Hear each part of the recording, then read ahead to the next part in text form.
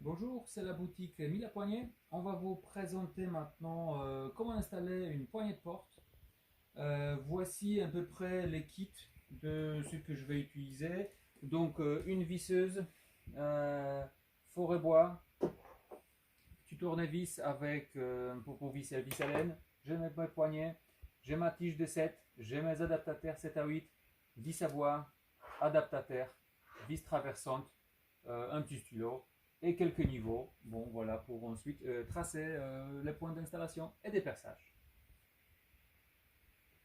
Donc, du coup, on va passer à l'installation de la poignée. Donc, premier geste étant de tracer les points d'installation de l'adaptateur. Donc, ici, on a une serrure de 7 mm. J'introduis la tige. Et celle-là, c'est l'adaptateur pour une poignée italienne qui a du coup l'entrée de 8 mm.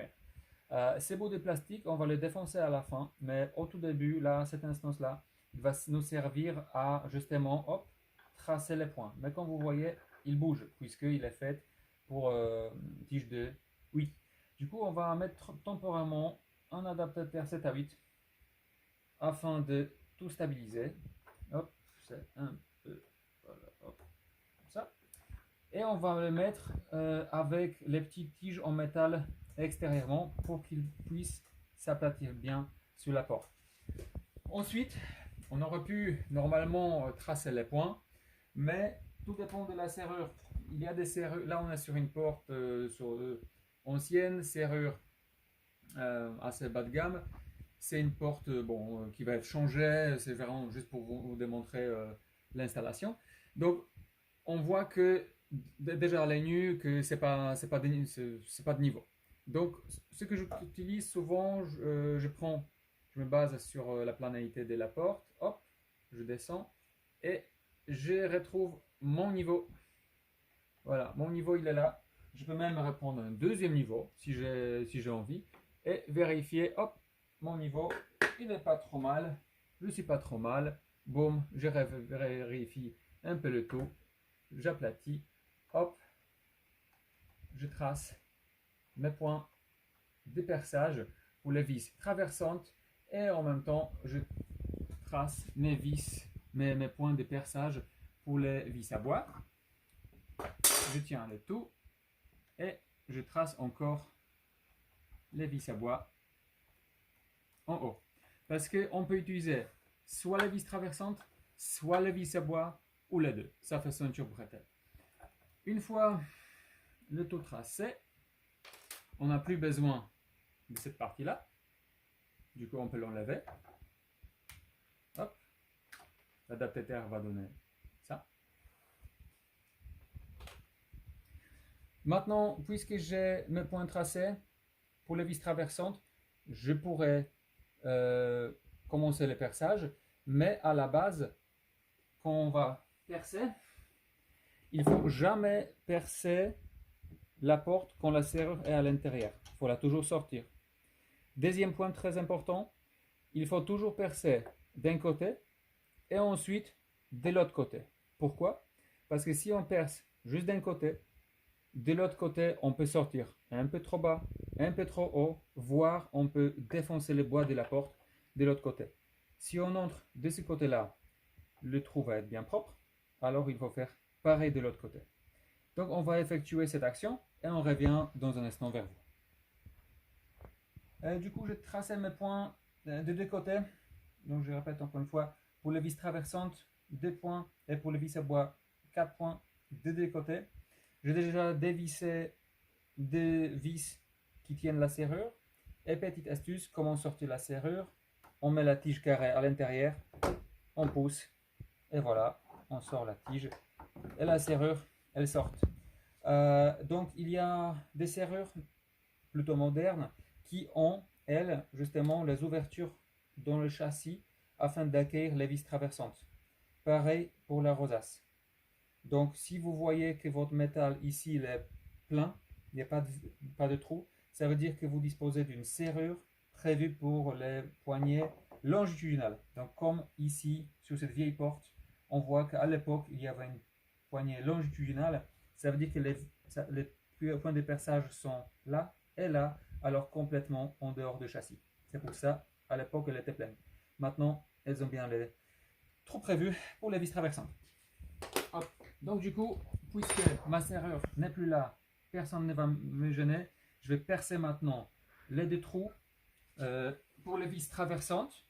Je vais les percer jusqu'à moitié de la porte et je vais effectuer la même action de l'autre côté.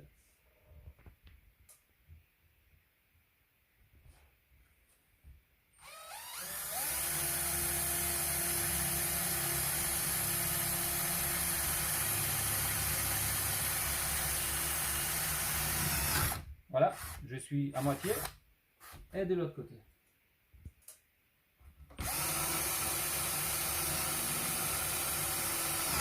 Très bien.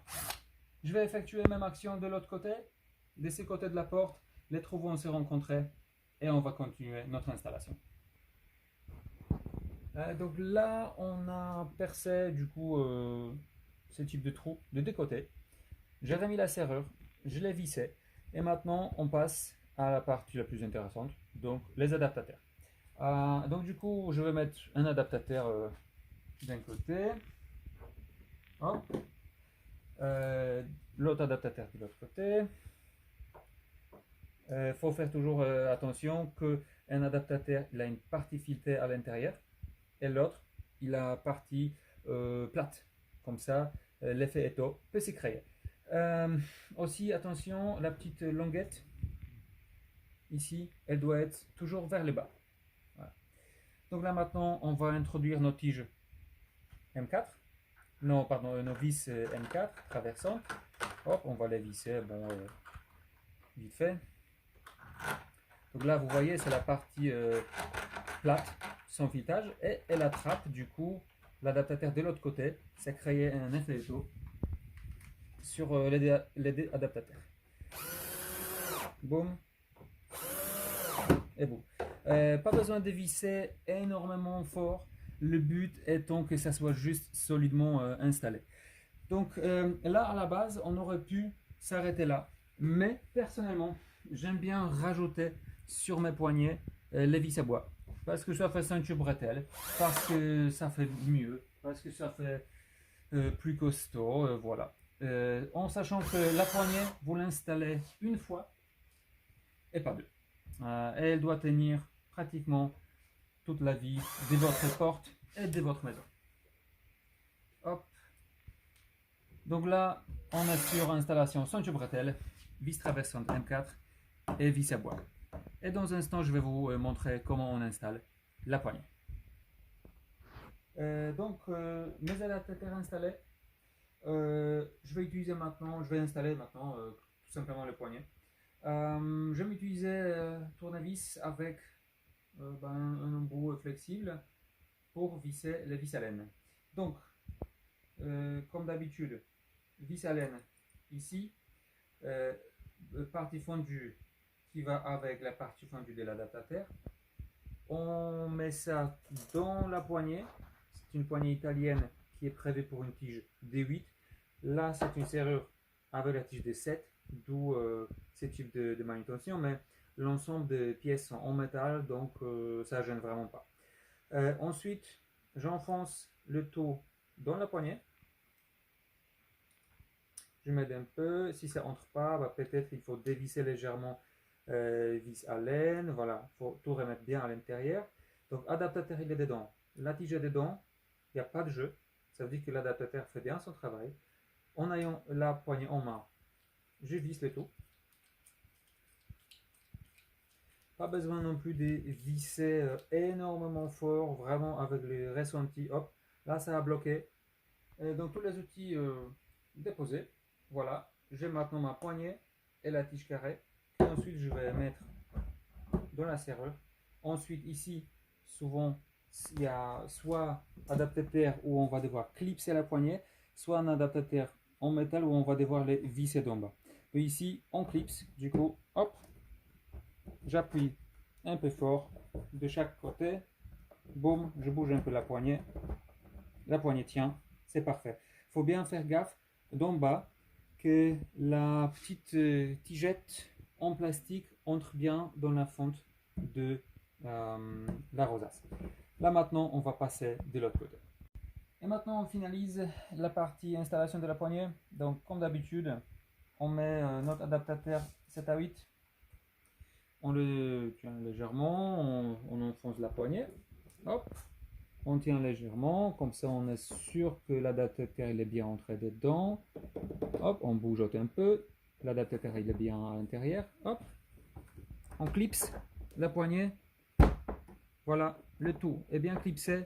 On peut voir que il n'y a pas de jeu, il n'y a pas de décalage et tout se tient parfaitement bien, tout est plat. Et dernier geste, c'est de prendre notre tournevis et visser, vis à laine d'en bas, hop, avec du ressenti. Petite astuce, vous pouvez visser la poignée comme ça, mais attention à la porte. Du coup, vous pouvez appuyer la poignée afin de libérer un peu vis à laine sous un autre angle. Révisser ici, hop, et le tour est joué. La poignée fonctionne, le mécanisme autolissant fonctionne très bien. Hop, ça cache bien le demi-tour, demi-peine. C'est parfait. Voilà, du coup maintenant on a une super poignée, très design, sur une porte très très moche. Voilà, merci bien et à très bientôt. C'était la boutique Mille la Poignée.